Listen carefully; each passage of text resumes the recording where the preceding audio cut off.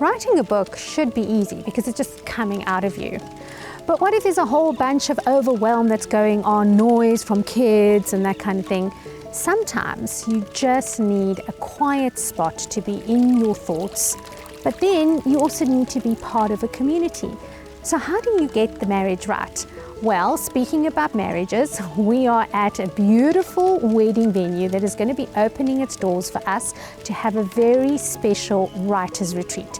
I'm at Casablanca in the heart of Pretoria, beautiful lush landscape where we are going to be hosting a writers' retreat. So today I'm going to be walking you through the venue and showing you what's in store when you sign up to come through to our weekend writers' retreat. Over here I'm sitting in one of the beautiful venues where you can just sit in the garden and write. It's going to be absolutely beautiful and I can't wait to show you the rest of the venue.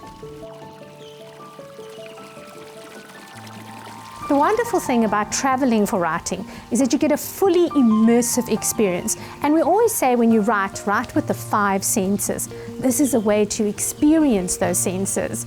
But wait, let's go have a look at reception. You'll see the really lovely decor that they've got.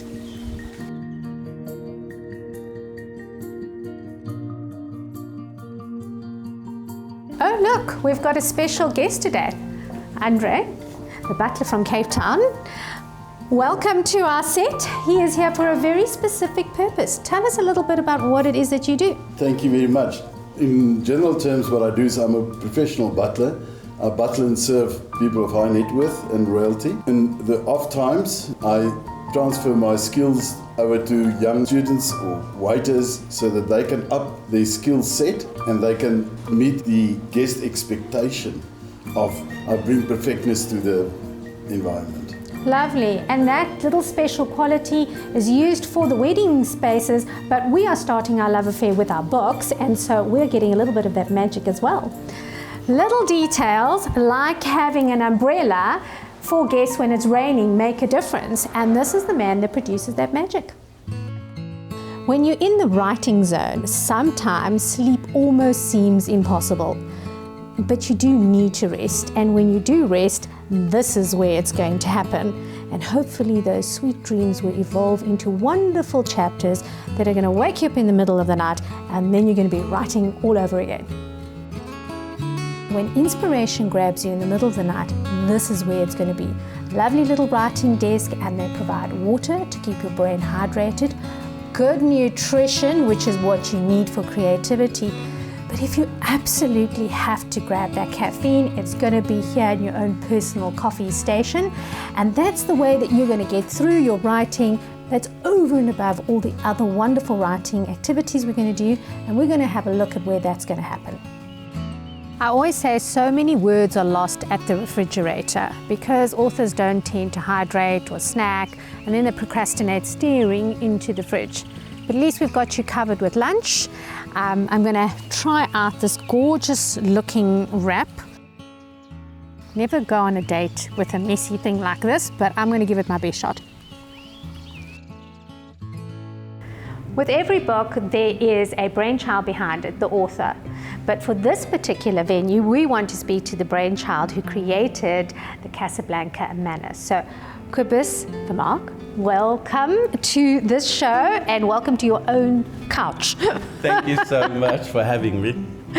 I want to ask you a little bit about the story of how this beautiful venue originated. And when we chatted earlier, you told me that this used to be a koi farm with nothing except a small house. That's true, yeah. Looked at several venues and several places and several things to buy. And we had the opportunity to decide what we wanted. And coming here was like, it was chaotic. You wouldn't have known that this could ever be a place like it is today. I had a vision of what I wanted to do, and I wanted to create a venue for weddings, for functions, for birthdays, but it had to feel like a home from home. I needed everything to be personal. Everything needs to be totally your personal touch must go to it. We give the shell, but everything else must be part of what you created. The little brainchild started off with a house. inside the bush. 2 bedrooms, 1 huge lounge area that had the kitchen, the lounge, the entertainment area, the bathrooms, everything was inside there. And we just created it with the help of my brother-in-law, which is the architect, and obviously my wife that had a lot to do and to say as well. She is very creative. I think the two of us created together a place that we feel is so tranquil. Yeah.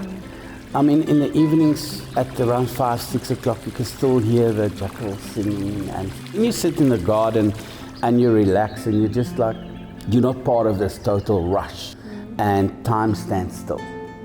So that's what we want when you are here. Time should stand still and you should just relax and be at home. And it certainly does, and I think that as writers, we need more of that tranquility to allow the creativity to come out.